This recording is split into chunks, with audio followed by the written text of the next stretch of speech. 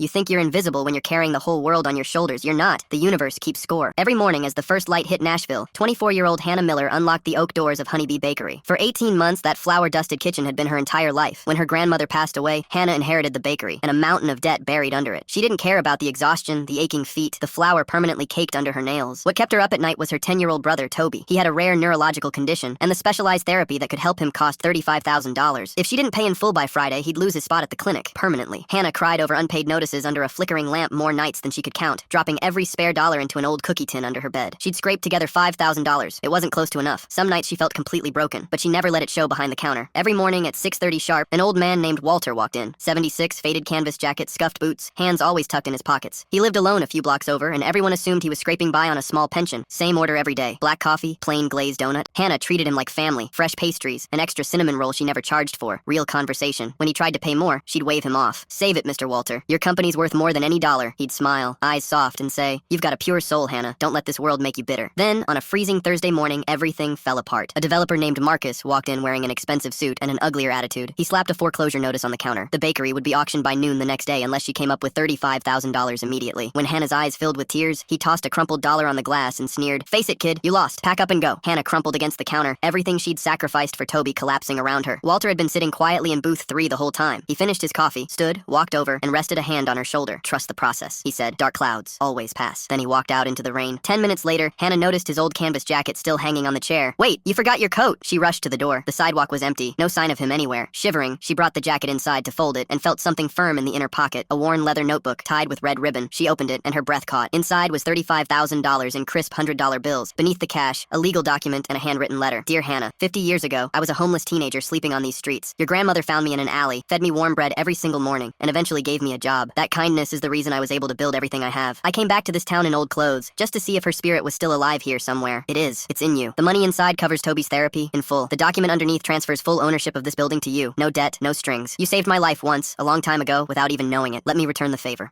Hannah sank to the floor behind the counter, clutching the letter to her chest, crying harder than she had in months. Not from grief this time, but from something like disbelief. Toby started his therapy the following Monday. He never lost his spot. Walter never came back to the bakery. Hannah asked around town for weeks, but nobody could tell her where he'd gone, or where he'd come from before that. It didn't matter. She kept his jacket hung on the hook by booth 3, just in case he ever walked back through that door. Because sometimes the kindness you give without expecting anything back is exactly the kindness that comes home to save you.